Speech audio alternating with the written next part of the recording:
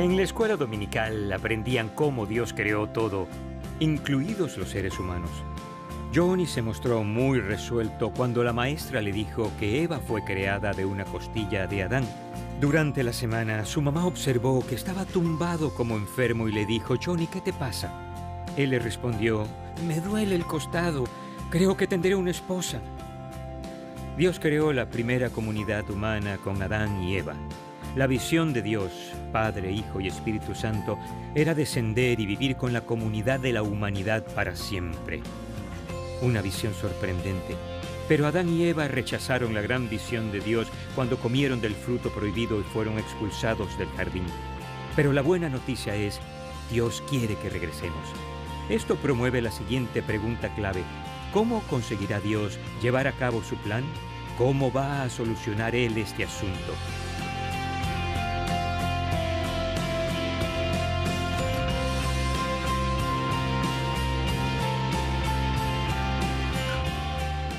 ¿Cómo va a Dios a solucionarlo?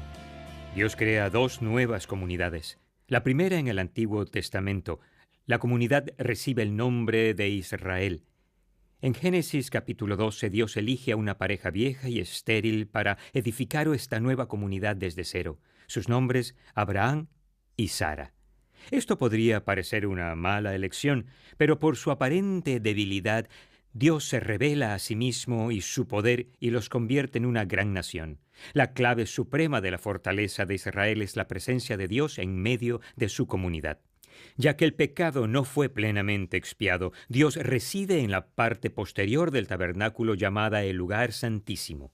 Aunque el pueblo de Israel no tiene acceso directo a Dios, su presencia entre ellos es poderosa. La principal misión de esta comunidad en el desarrollo del plan de Dios es reconciliarnos con Él al traernos a Jesús. Y es lo que sucede a su tiempo. Más de 2000 años después de que Abraham fue llamado, Jesús, el Mesías, entra en la escena. La principal misión de Jesús es pagar para siempre por nuestros pecados con su muerte. Después de 33 años de vida en la tierra, Él hace eso. Y al tercer día resucita de la muerte y se reúne con sus discípulos. Les indica que se queden en un aposento en un hogar en Jerusalén hasta que el Espíritu Santo descienda sobre ellos. Entonces, la segunda comunidad, llamada la Iglesia, nace. Esta es nuestra idea clave acerca de la Iglesia. Creo que la Iglesia de Dios es la principal forma de llevar a cabo sus propósitos en la tierra. Al igual que Dios usó a Israel para traer a Jesús al mundo, ahora usa a la Iglesia para llevar al mundo a Jesús. No muchos días después de lo que Jesús dijo que pasaría, pasó. Hechos capítulo 2 versículos 1 al 4 declara: «Cuando llegó el día de Pentecostés, estaban todos juntos en el mismo lugar. De repente vino del cielo un ruido como el de una violenta ráfaga de viento y llenó toda la casa donde estaban reunidos. Se les aparecieron entonces unas lenguas como de fuego que se repartieron y se posaron sobre cada uno de ellos. Todos fueron llenos del Espíritu Santo y comenzaron a hablar en diferentes lenguas según el Espíritu les concedía expresarse. El Espíritu Santo, la tercera persona de la Trinidad, desciende a la tierra, pero Él no se queda en la parte posterior del tabernáculo.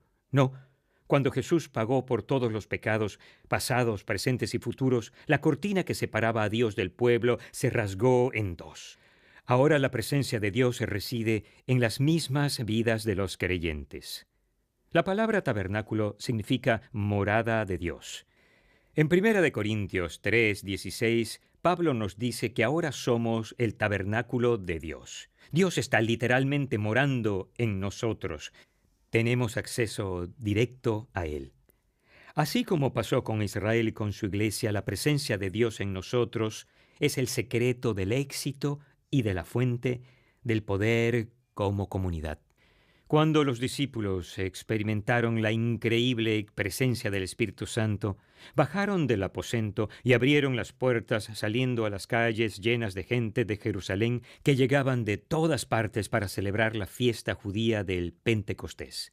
Pedro, el mismo que negó su relación con Jesús 3 veces en la noche antes de su muerte, ahora habla con valentía y sin temor con el poder de aquel que ahora reside en él. Su sermón relata una historia para la audiencia mayormente judía. Él regresa al Antiguo Testamento y conecta los puntos hasta Jesús. Él es el Mesías, aquel que habían esperado. Considera lo que la Biblia dice en Hechos capítulo 2, versículos 36 al 39. Por tanto, sépalo bien todo Israel, que a este Jesús a quienes ustedes crucificaron, Dios lo ha hecho Señor y Mesías. Cuando oyeron esto, todos se sintieron profundamente conmovidos y le dijeron a Pedro y a los otros apóstoles: «Hermanos, ¿qué debemos hacer? Arrepiéntanse y bautícese cada uno de ustedes en el nombre de Jesucristo para perdón de sus pecados», les contestó Pedro, «y recibirán el don del Espíritu Santo. En efecto, la promesa es para ustedes, para sus hijos y para todos los extranjeros, es decir, para todos aquellos a quienes el Señor nuestro Dios quiera llamar».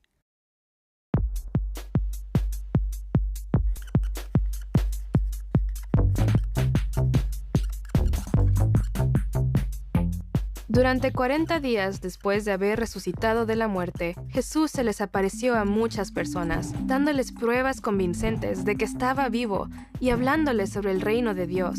Un día, Jesús se encontraba disfrutando de una comida con sus discípulos en Jerusalén. Les dijo que necesitaban quedarse en la ciudad y esperar el don que Dios les había prometido. Juan el Bautista bautizó con agua, pero dentro de pocos días, ustedes serán bautizados con el Espíritu Santo. Les explicó a los discípulos que pronto recibirían el poder de Dios para hablarles a otros acerca de Jesús, ayudando a las personas a alejarse de sus propios caminos y seguirle. Cuando terminó de hablar, Jesús ascendió al cielo delante de sus discípulos y desapareció entre las nubes. De repente, 2 hombres vestidos de blanco se encontraban al lado de ellos. Los hombres les preguntaron: «¿Qué hacen aquí mirando al cielo? Este mismo Jesús, que ha sido llevado de entre ustedes al cielo, vendrá otra vez de la misma manera que lo han visto irse». Así que los discípulos esperaron y oraron. 10 días después, un sonido como el de un viento violento descendió del cielo y llenó la casa donde estaban reunidos. Al mirar a su alrededor, vieron lo que parecía lenguas de fuego, que descansaban sobre cada uno de ellos. Todos los discípulos fueron llenos con el Espíritu Santo y comenzaron a hablar en lenguas diferentes. Eso causó tal conmoción que se reunió una multitud alrededor de la casa para ver lo que sucedía. Las personas que formaban parte de esa multitud y eran de otros países estaban confundidas y sorprendidas, porque escuchaban a los seguidores de Jesús hablar en su propia lengua. No obstante, otros en la multitud se burlaban de los discípulos, acusándolos de estar ebrios. Finalmente, Pedro se puso en pie para decir algo. Pedro explicó que los discípulos no habían bebido, sino que habían recibido el poder del Espíritu de Dios. Él contó la historia de la vida, la muerte y la resurrección de Jesús, y desafió a las personas a alejarse de sus pecados y depositar su confianza en el Señor. Aquel día, 3,000 personas se convirtieron en seguidores de Jesús. Esos seguidores comenzaron a comer y orar juntos casi cada día. Cosas increíbles continuaron sucediendo. Las personas eran sanadas de sus enfermedades. Otros vendían todo lo que tenían para poder darles su dinero a los pobres. El número de personas que se sumaron a ellos no dejaba de crecer y crecer. Cuando Pedro terminó de hablar, respondieron todas las personas, y con muchas otras razones les exhortaba insistentemente: «Sálvense de esta generación perversa». Así pues, los que recibieron su mensaje fueron bautizados, y aquel día se unieron a la iglesia unas 3,000 personas. 3,000 personas respondieron al mensaje y, ¿sabes qué? Entraron a una relación personal con Dios. Lo que Él se propuso hacer ahora lo lograba. El camino de vuelta a una relación con Dios ha quedado establecido por la fe en Jesucristo. Comenzó con el pueblo judío, pero no se detuvo ahí. Al seguir leyendo el libro de Hechos, verás el mensaje extenderse por la iglesia a otras personas, todo pueblo, toda raza, toda nación.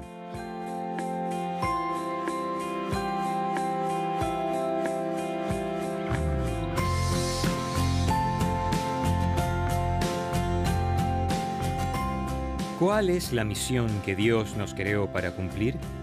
Jesús lo dijo bien en Hechos capítulo 1, versículo 8, cuando les estaba hablando a los discípulos justo antes de la llegada del Espíritu Santo. Pero cuando venga el Espíritu Santo sobre ustedes, recibirán poder y serán mis testigos tanto en Jerusalén como en toda Judea y Samaria, y hasta los confines de la tierra. Nuestra misión es ser testigos del Jesús resucitado. La misión es decirles a otros que tienen a su disposición una relación con Dios, sin importar su pasado, raza, género o color de piel, por la fe en Jesucristo. Declaramos esta noticia con la boca, pero se la demostramos por nuestro modo de vivir. Y no son apóstoles como Pedro o los pastores como yo los llamados a hacerlo. No. Cuando te conviertes en cristiano, eres ya un miembro del cuerpo de Cristo. Todos juntos formamos el cuerpo de Cristo, la iglesia. Nosotros, tú y yo, somos juntos la iglesia. Y juntos extendemos la presencia de Jesús en la tierra y logramos sus propósitos por el poder del Espíritu Santo por dentro. Este es el reto del versículo clave. Más bien, al vivir la verdad con amor, creceremos hasta ser en todo como aquel que es la cabeza, es decir, Cristo. Por su acción, todo el cuerpo crece y se edifica en amor, sostenido y ajustado por todos los ligamentos, según la actividad propia de cada miembro. Memoriza el versículo, repítelo cada día, llévalo al corazón. Este pasaje descubre la razón de estar aquí en la tierra. Sí, la iglesia es la principal forma de Dios para lograr sus propósitos en la tierra hoy. Así es, Dios confía en ti y en mí para poder llevarlos a cabo. Claro, no digo que la iglesia sea perfecta. Somos un grupo de personas con defectos en diferentes lugares del viaje espiritual. Alguien dijo, si encuentras una iglesia perfecta, no te sumes a ella, la arruinarás. ¿Sabes? A la iglesia también se la llama la esposa de Cristo en Efesios capítulo 5. Y como Eva fue un dolor en el costado de Adán, somos un dolor en el costado de Jesús, ¿verdad? El costado de Jesús fue abierto para darnos un nacimiento espiritual. No, la iglesia no es perfecta, pero ha sido responsable de llevar a miles de millones de personas a una relación personal con Dios y ha llenado sus vidas de propósito y una familia. Eso es cierto en mi vida. Me crié en un hogar sin iglesia. Cuando me presentaron Jesús a los 14 años, no solo recibí vida eterna, sino una nueva familia espiritual. Y esta familia me ha decepcionado algunas veces y yo los he defraudado aún más. Me ha dado un gran sentimiento de pertenencia y propósito en estos 40 años de mi vida. Ahora, si aceptas esta verdad, que eres la forma que Dios tiene de lograr sus propósitos en la tierra hoy, eso producirá un enorme cambio en ti. Deja recomendarte 3 maneras para aplicar esto a tu propia vida. Primero, perteneces al cuerpo de Cristo. No vayas a buscar de una comunidad en los lugares equivocados. 2. Dios usará a la iglesia para lograr sus propósitos en tu vida. 3. Dios te usará a ti para lograr sus propósitos en las vidas de otros e incluso en el mundo. La iglesia no es solo la forma que Dios tiene de lograr sus propósitos en el mundo, es la principal forma que Dios tiene de lograr su propósito en tu vida. ¿Puedo oír un gran amén?